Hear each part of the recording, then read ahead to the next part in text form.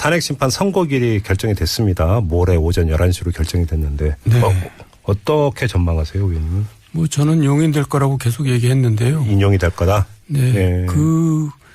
뭐 법적으로 충분하기도 하지만 변호인단들이 그렇게 헌재를 모욕하고 기분 나쁘게 만들었는데 설마 예. 예. 기각하겠어요. 그래요. 인용이 될 것이다 이렇게 전망을 하시네요. 네. 아무튼 그 헌재가 어떤 선고를 내리든지 간에 지금 뭐 탄핵에 찬성하는 사람들도 있고 탄핵에 반대하는 사람들도 있지 않습니까? 네. 문제는 그 승복 여부도 이제 상당한 관심사인데. 네. 승복 안 할 것 같은데요. 양쪽 다 많은 분들이. 그럼 어떻게 해야 됩니까 그러면? 그러니까 좀 혼란스럽겠죠. 그렇지만 네. 오래 가지는 않을 겁니다. 왜냐하면 이제 네. 곧 대선판이 벌어지니까. 예. 아니 이제 인용된다면. 네. 그렇지만 기각되면 혼란상이 굉장히 길게 가죠. 내년 12월까지 시끄럽습니다. 네. 그러니까 이제 현재는 그런 정치적 판단도 어느 정도 할 거라고 생각합니다. 그래요. 근데 만약에 인용이 된다고 지금 의원님이 전망이 현실화된다면 지금 탄핵 반대를 외치는 사람들의 주장이라든지 그 행동이 상당히 갈수록 세지고 있지 않습니까? 그럼에도 불구하고 오래 못 갈 거다 이렇게 보시는 거예요?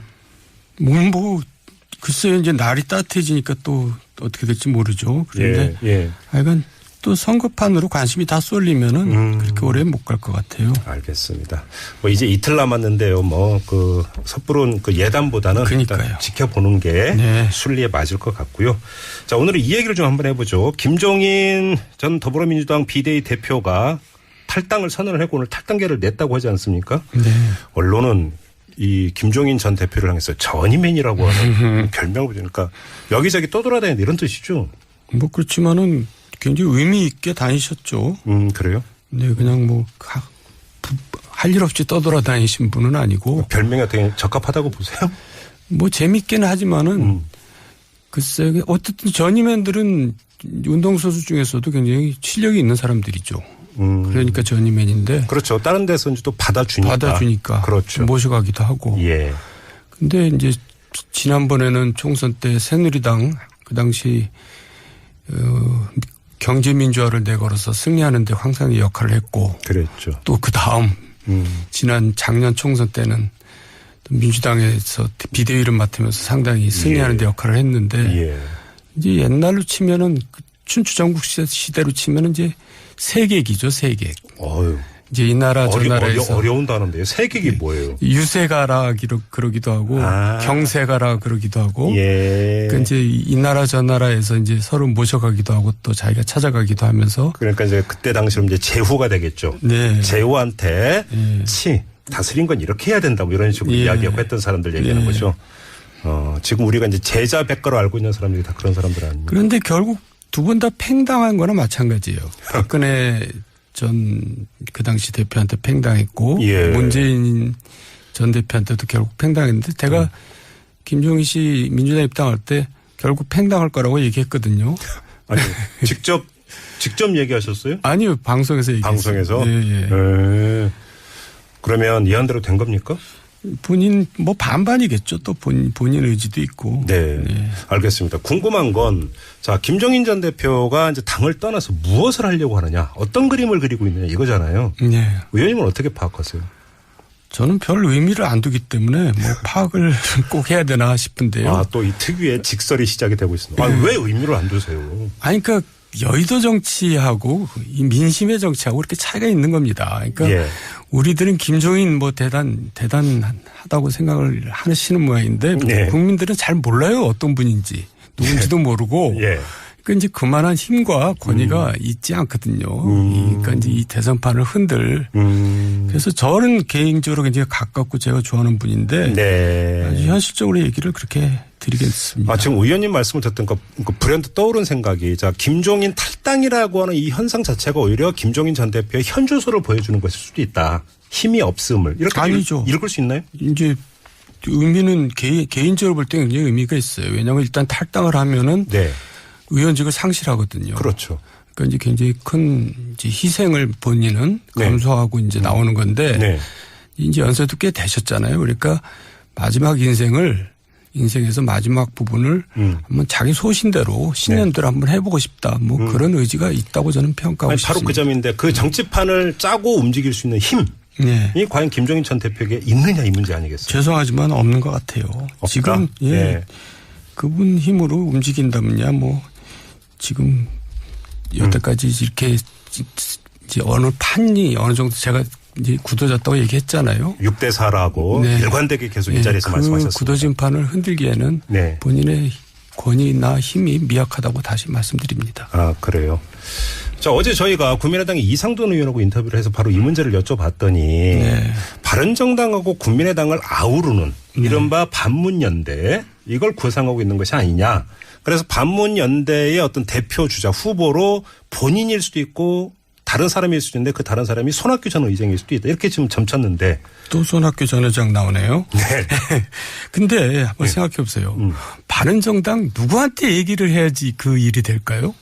또 네. 국민의당 누구한테 얘기를 해야지 그 일이 될까요? 그러니까 굉장히 비현실적이라는 거죠. 그게? 국민의당에서 그거를 야 우리 이렇게 해보자라고 얘기하면 네 맞습니다라고 쭈르르 따라갈 그런 힘이 없다는 거죠. 예.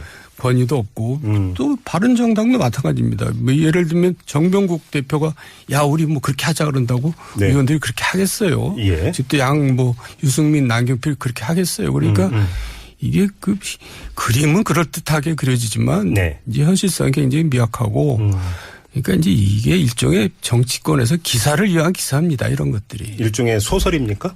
소설이라기보다도 억지로 이제 기사거리가 없으니까 기사거리를 만드는 거죠. 아니 근데 김종인 전 대표 본인이 예. 무엇인가의 어떤 그 아주 그러니까 그림을 요즘 빅픽처란 말이 유행하던데 빅픽처를 갖고 있는 듯이 이야기를 하고 있으니까. 그러니까 빅픽처는 갖고 있는데 네. 그 갖고 있는 분이 빅이 아니라는 거죠. 죄송하지만. 네. 이 방송 들으시는지 모르겠어요. 아이고 지금 정말 이 개인적으로 순간. 죄송한 얘기죠. 저를 굉장히 아껴주시는 분인데. 네, 그래요? 네. 아니, 근데 지금 이제 어제 이상돈 의원의 얘기를 조금만 더 이어가겠습니다. 무슨 네. 이야기냐면, 그러니까 당 전체를 못 움직이겠지만 대선 후보가 그 결정이 되면 후보가 단일화를 통한 네. 어떤 이런 경로, 네. 이건 어떻게 봐야 됩니까? 뭐 그거가 무슨 빅텐트입니까? 이제 단일화 해가지고 한번. 그러니까 이제 정치적인 어떤 술수라고 볼 수도 있고 그런 거죠. 오히려 그건 술수다? 야, 뭐 아닌데 그런데 좋습니다. 예. 그래도 그것 자체도 그렇게 쉽지는 않아 보이고요. 네. 그렇게 한들 지금 굳혀져 있는 구도에서 별 힘을 발휘하지 못할 거라 이거죠. 그렇게 한들. 자, 예. 이제 구체적으로 얘기를 해봅시다. 예. 자, 이제 안철수 대표가 이제 후보가 됐어요. 또 남경필 후보가 됐어요. 네. 단일화를 했습니다. 네. 얼마나 나올까요? 아, 그 득표력이? 예, 이제 예를 들어서 문재인 대표하고 1대1로 붙이면은 역시 차이가 많이 벌어질 거라 이거죠. 네. 근데 김종인 전 대표는 일관되게 하는 이야기 중에 하나가 뭐냐면 탄핵 심판 선고가 이루어지면 요동을 칠 것이다. 판이 바뀔 것이다. 여기서부터 출발을 하고 있는 것 같아요. 이건 어떻게 보세요? 뭐 그거야 이제 뭐 며칠 있으면 금방 알겠지만은 예. 다 희망사항들이죠. 그러니까 너무나 판이 없이 흘러가니까 네. 또 본인들의 입지들이 전부 다 이제 없어지니까 예. 그런 희망들을 하는 거죠. 아, 그래요. 그러니까 설령 김종인 전 대표가 그런 그림을 그린다 하더라도 그거는 별로 위력이 없을 것이다. 네. 한마디로 이렇게 또 정리를 하시네요. 예, 뭐 죄송합니다. 근데 아무튼 근데 이제 이 이야기가 나오면서 그 예사롭지 않게 받아들여지고 있는 현상 중에 하나가 국민의당 안에서의 경선룰 싸움이거든요. 지금 손학규 전 의장 측 같은 경우는 여론조사 반영은 절대 안 된다. 100% 현장 투표로 가야 된다. 안 받아들이면 경선 참여 안 할 수도 있다. 이렇게까지 이야기를 하고 있는데 이건 어떻게 해석을 해야 될까요? 뭐 뻔한 거 아닙니까? 결국 안철수 후보가 이기겠죠. 그래요? 그러니까 이제 안철수 후보가 좀 양보를 해야죠. 아, 그래요? 예, 원래 이기는 후보가 이제 표를 조금씩 주는 겁니다. 이제 판을 이제 유지하기 위해서. 예. 또 과거에 이명박 박근혜 경선 때도 엄청나게 룰 갖고 싸웠거든요. 예. 이명박 후보가 세 번의 양보를 합니다. 양보라는 건 표를 주는 겁니다. 아, 요만큼 줄 테니까 나가지 마라. 요만큼 줄 테니까 나가지 마라. 그러니까 안철수 후보가 좀 양보를 해서 네. 끌고 가서 이제 그래도 좀 흥행을 만들어내야죠. 그래요? 또 그렇게 귀착이 될 거라고 보세요? 그렇게 안 되면 안철수 후보도 자기가 손해죠. 본인이 손해다? 네. 흥행이 안 되기 때문에? 네. 너무 이제 옹졸하다 이런 얘기 되겠죠. 예, 알겠습니다. 아무튼 저 그 김종인 전 대표가 그리는 그 큰 구상 이거에 대해서 여쭤봤는데 별로 크지가 않다라고 하는 게 정도원 전 의원의 아주 그 한말로 그러니까 가름하는 게 바로 이 내용인데 그러면 김종인 전 대표는 그 후에 그러면 퇴장하는 겁니까? 뭐 또 등장할 이제 기회가 있겠어요. 근데 뭐 본인으로서는 어쨌든 자기의 신념과 소신을 네. 자기가 이제 자리를 박차고 나와서 한다는 그 자세나 그 의지는 굉장히 저는 존경할 만하다고 생각합니다. 예. 그래요? 네. 알겠습니다. 다른 얘기를 좀 여쭤봐야 될 것 같은데 요즘 이제 사드 이야기가 많이 나오고 있는데 또 우리 그 의원님은 전직 국회 국방위원장을 맡으시기도 했었고 여쭤볼 거 많은데 이거저거 다 빼고 이 사드 문제가 만약에 지금 계속 쟁점화 된다면 이게 대선판에 어떤 영향을 미칠지 지금 예를 들어서 더불어민주당 같은 경우는 이걸 상당히 경계를 하고 있는 것 같고요. 정의당의 심상정 대표 같은 경우는 부품 공작 아니냐 이렇게까지 좀 규정을 했단 말이죠. 어떻게 보세요? 글쎄요, 뭐 여러 가지 뭐 그동안에 문제도 많았고 왜냐하면 우리가 너무 갑작스럽게 결정했잖아요. 그러니까 이제 국민들을 설득시키지도 못하고 또 이제 중국에 대해서 북한 핵 위기 위협을 좀 저지해달라.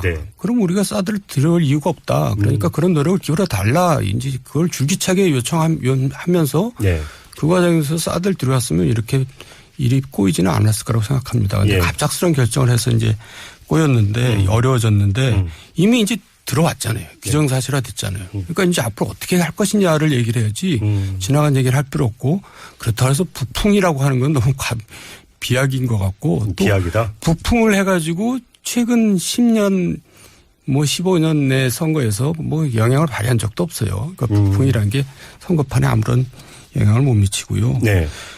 그 어쨌든 이제는 기정사실화 시켜서 어떻게 중국을 설득시키고 또 우리가 이제 그 중국의 여러 가지 위협에 대해서 잘 슬기롭게 대처해 나가느냐 인내를 가지고 그런 얘기를 해야 될 때 아닙니까? 근데 이 이야기가 왜 나오냐면 지금 문재인 전 대표 같은 경우는 이른바 전략적 모호성. 그러니까 이 기조로 이제 대응을 하고 있지 않습니까? 사드 문제에 대해서.